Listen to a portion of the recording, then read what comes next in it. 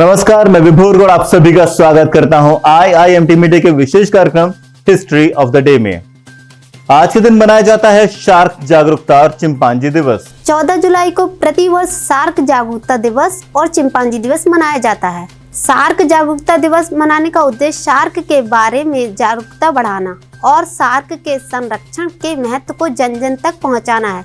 Shark हमारे समुद्री पारिस्थितिकी तंत्र का महत्वपूर्ण हिस्सा है और इस दिन का उद्देश्य शार्क के बारे में फैले मिथकों को दूर कर उनकी रक्षा करना है। इसके साथ ही 14 जुलाई को ही विश्व चिंपांजी दिवस मनाया जाता है। ये दिन चिंपांजी के संरक्षण के बारे में जागरूकता बढ़ाने और उनके महत्व को सामने लाने के लिए मनाया जाता है। चिंपांजी हमारे सबसे करीबी जीवित रिश्तेदार हैं और उनकी बुद्धिमत्ता, सामाजिक व्यवहार और संचार क्षमता अद्भुत है।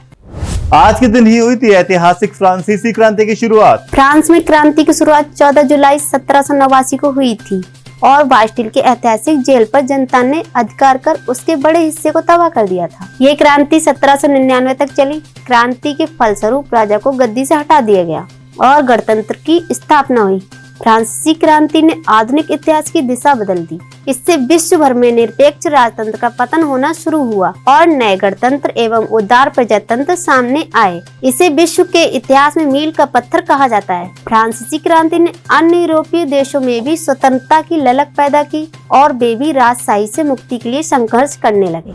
आज के दिन ही प्लूटो के पास गुजरा था नासा का न्यू होराइजन। 14 जुलाई 2015 को नासा का न्यू होराइजन प्लूटो के पास से गुजरने वाला पहला अंतरिक्ष यान बना था। नासा का ये अंतरिक्ष शोध यान सौर मंडल के बाहरी बौने ग्रह प्लूटो के अध्ययन के लिए भेजा गया था। इसका प्रक्षेपण 19 जनवरी 2006 को किया गया था, जो 9 वर्ष बाद 14 जुलाई 2015 को प्लूटो के सबसे नजदीक से होकर गुजरा था। इस मिशन का उद्देश्य प्लूटो तंत्र, काइपर बेल्ट और प्रारंभिक सौर मंडल के रूपांतरणों की समझ विकसित करना था। इंग्लैंड के चर्च ने आज के दिन महिलाओं को बिशप बनाने के पक्ष में किया था मतदान। 14 जुलाई 2014 को इंग्लैंड के चर्च ने महिलाओं को भी बिशप बनाने के पक्ष में वोट किया था। इससे पहले 2012 में चर्च ऑफ इंग्लैंड की शासकीय परिषद ने महिलाओं को बिशप के तौर पर काम करने की अनुमति देने से इनकार कर दिया था। इसे कैंटरबरी के आर्क बिशप रोवान विलियम्स और उनके उत्तराधिकारी बिशप जस्टिन बेल्वी के प्रयासों के प्रति आघात के रूप में देखा गया था।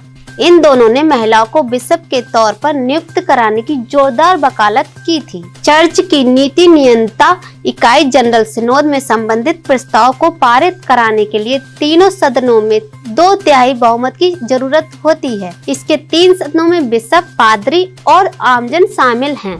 आज के लिए बस इतना ही। कल फिर भेंट होगी इतिहास में दर्ज कुछ और महत्वपूर्ण घटनाओं के साथ। तब तक के लिए देखते रहिए और सब्सक्राइब कीजिए IIMT मीडिया।